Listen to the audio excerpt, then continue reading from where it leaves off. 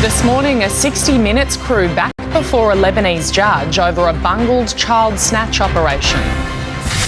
Malcolm Turnbull in China for his toughest test on the world stage since becoming Prime Minister. And Prince William and Kate on safari in India. This is 7 News with Jodie Speers. Good morning. A Brisbane mother arrested in Lebanon over a botched abduction is being told to work out a custody battle with her estranged husband. Sally Faulkner faced court in Beirut overnight alongside a 60 Minutes crew. The judge insisted the charges against them will not be dropped. A man has died after he was hit by a car while walking his dog southwest of Brisbane. The 31-year-old had been making his way along Jarrah Street at Raceview late yesterday when he was knocked over by a four-wheel drive.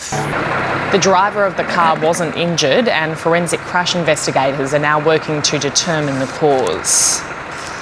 An Australian pilot is believed to be among 12 people killed in a plane crash in Papua New Guinea. The plane came down late yesterday as it was approaching Kayunga Airport in the country's west. The Australian High Commission in Port Moresby is liaising with local authorities to identify any Australians. The cause of the crash isn't yet known.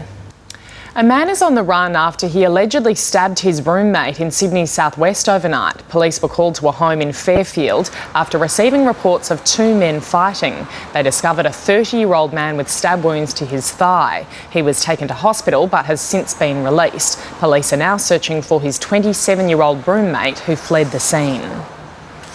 The Geelong Council is set to be sacked by the end of the day after a damning report into its management style. The Victorian government and opposition will negotiate the final details of the legislation today, including when to hold the next council election. The leaked report found a culture of bullying and harassment among council staff stemming from Mayor Darren Lyons. Yeah, thank you very much.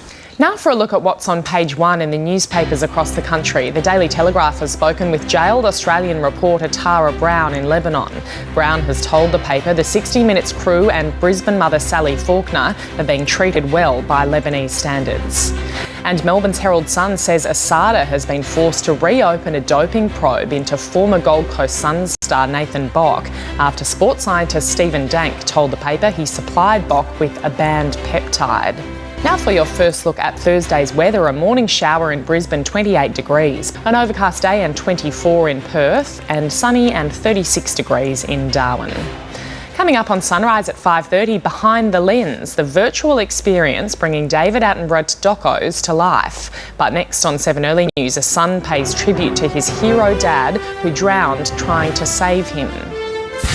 And what caused this crane to collapse at a busy Chinese port. Welcome back. A father who drowned on the New South Wales mid-north coast after saving his two sons will be put forward for a bravery award. Stephen Dick's family is now calling for the beach where he died to be patrolled, saying they don't want anyone else to suffer the same fate. At least 18 people have been killed when a crane collapsed at a construction site in China. It was brought down by strong winds and crushed a number of sheds below where workers were sleeping. Rescue teams were quickly at the scene, pulling people from the wreckage and trying to find survivors.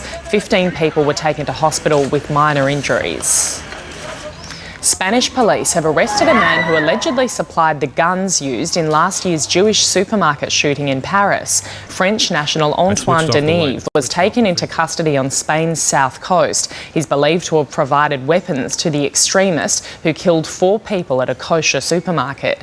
The gunman was killed during the siege. Deneve denied the allegations but said he is willing to be extradited to France. Now for your first finance this early news. Wall Street still trading, the Dow Jones up 177 points. The Nasdaq also up 68. In London, the FTSE added 120 points and Germany's DAX gained 265 points. Closer to home, Japan's Nikkei closed up a massive 450 points. Hong Kong's Hang Seng also rocketed over 650. The All Ords up 73 and the ASX 200 also up 79 points.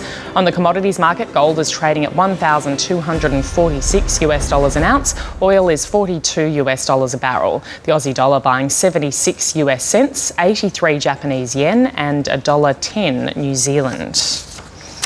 Coming up on Sunrise at 5:30, exclusive, meet the 12-year-old who became Prime Minister of Australia for a day. But next on 7 Early News, another suspension for Titans enforcer Greg Bird, plus history for Cameron McAvoy at the Olympic swimming trials and more heartache for James Magnussen. Welcome back. In sports news, Titans hardman Greg Bird is promising to maintain his uncompromising playing style despite copping another suspension at the NRL judiciary. Bird was unable to get his high tackle charge downgraded last night. Next on 7 Early News, a closer look at how the weather's shaping up in your part of the country.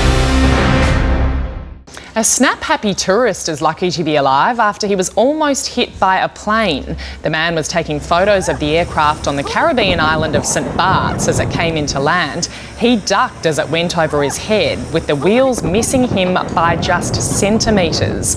Seemingly unfazed by his near-death experience, he just turned around and kept on taking photos.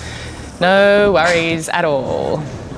Now for a look at Thursday's weather. Unstable onshore winds are causing showers and storms along the Queensland coast.